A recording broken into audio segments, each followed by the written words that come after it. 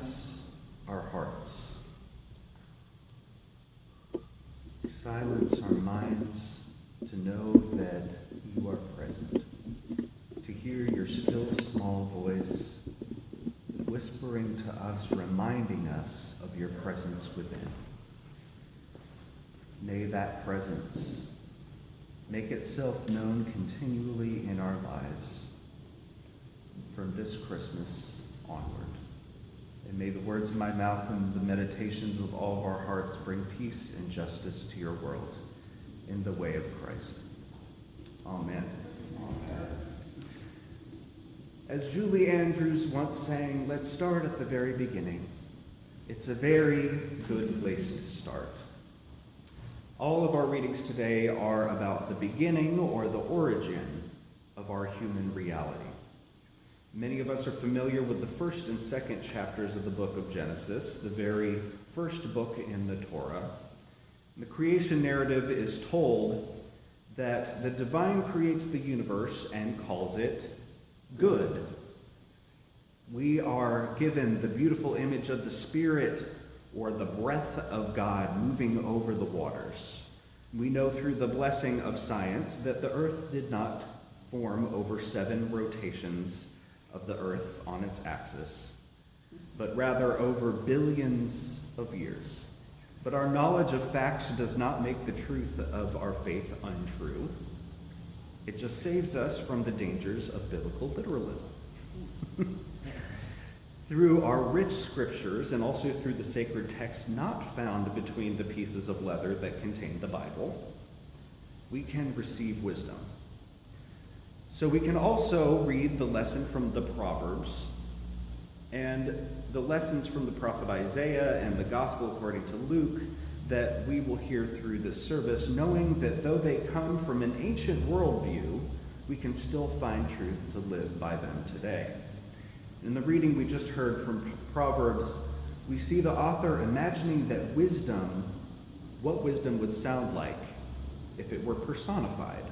And the author of Proverbs makes wisdom female and says that she has been with God since the very beginning, witnessing all the wonders of the universe. And she says, I was beside God like a little child. I was God's daily source of joy, always happy in God's presence. I think it's a sweet image, really.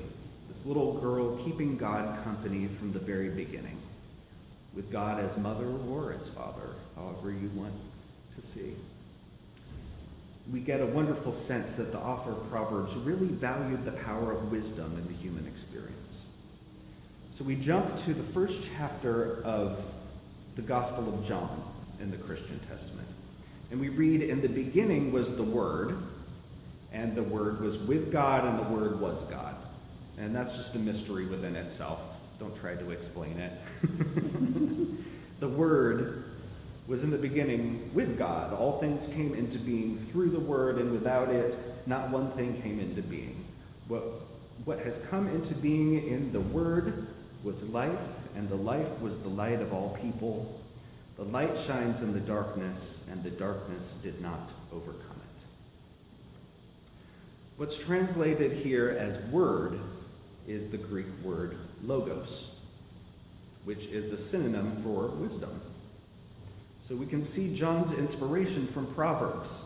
We can also see the similarity in how both texts highlight the importance of this wisdom. Now, what does all of this have to do with Christmas, then? Today, we'll hear the story of the birth of Jesus of Nazareth from the perspective of Luke.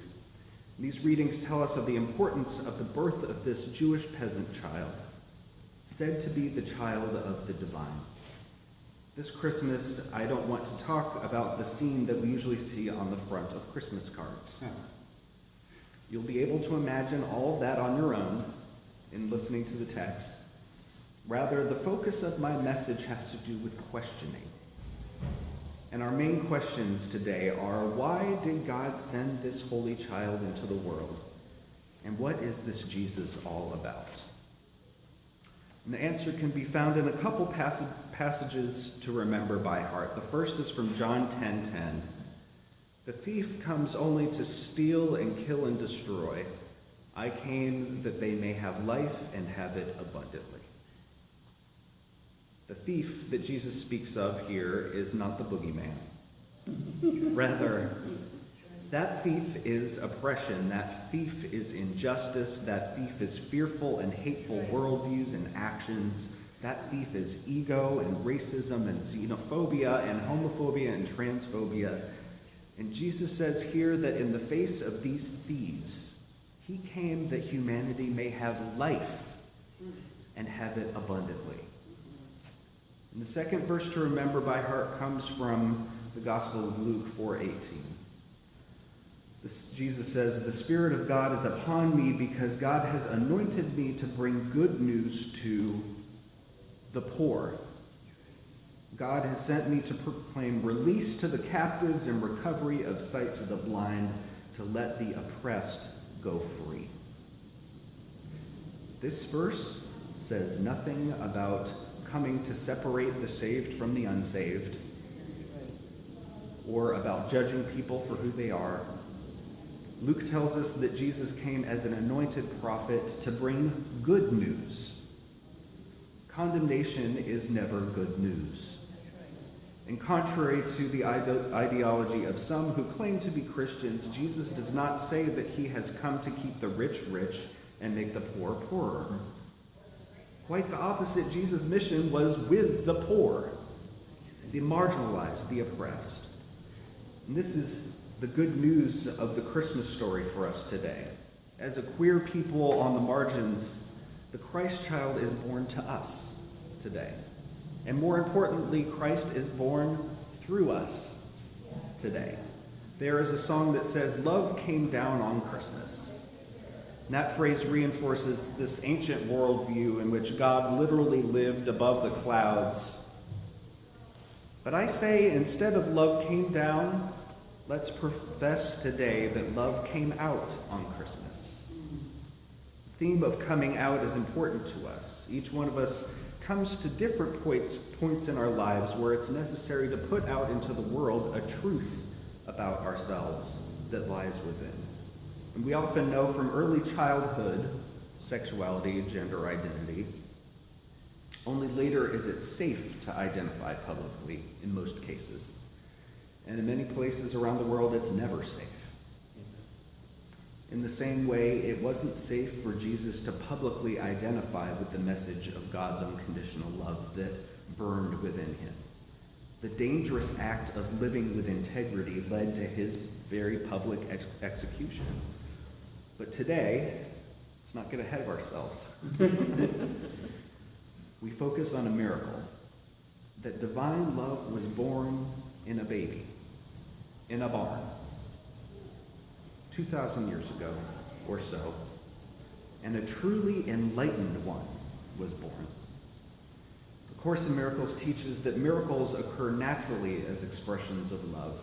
The real miracle is the love that inspires them. In this sense, everything that comes from love is a miracle.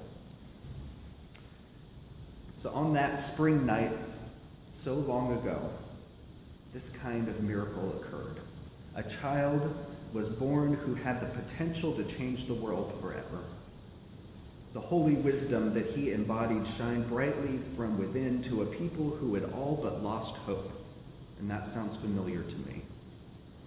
He showed not only that he was the Christ, the one to save us from loneliness, despair, and degradation, but that the Christ presence lives within us. Jesus said, "The realm of God lives within you." Regardless of your beliefs or doubts about God, religion, spirituality, that divine spark lives within you. It's not something that you need to search for outside of yourself. You are indeed, Mary, perpetually pregnant with and simultaneously birthing Christ. Sorry about it. Nobody wants to be perpetually pregnant. I don't think. We are all mothers of God. In the Greek, Theotokos, God-bearers. We may not all be virgins, and I doubt that Mary was either. But we are anointed of God with the mission of birthing God into the world each day, letting our inner light shine. In the words of spiritual teacher Marianne Williamson, the significance and power of the light of Christmas is that it emerged into the midst of darkness. The birth of Christ 2,000 years ago did not occur at a time when things were good, but at a time when things seemed hopeless, as to many they seem now. Suddenly there was hope, and its name was love. The star of Bethlehem led to our salvation in the tender scene of a mother having given birth. It bespoke the miracle of love. The birth of Jesus is more than a historical reality. It is a spiritual reality that occurs every moment when our hearts are open to love. Where there is love, God is. Especially after all that's happened in our world this year. Lord have mercy. We may find it easy to close our hearts. We feel anger, we feel fear, we feel grief and loss. This is all a part of our natural human experience. But what we must refuse to do is to close ourselves off to the power of divine love, because it is our only salvation. It is our only hope.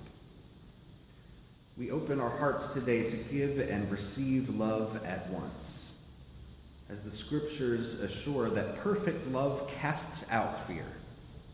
Let's kick it out. Cast it out. If you are missing loved ones today, let love cast out fear. You're not alone. If you're experiencing pain in your body or mind, I pray that you feel love divine wash over you. If you need spiritual nourishment today, I pray that you find it at Mother God's breast. And I close today with the words of Dr. Howard Thurman. When the song of the angels is stilled, when the star in the sky is gone, when the kings and princes are home, when the shepherds are back with their flock, the work of Christmas begins, to find the lost, to heal the broken, to feed the hungry, to release the prisoner, to rebuild the nations, to bring peace among people, to make music in the heart. Amen. Amen.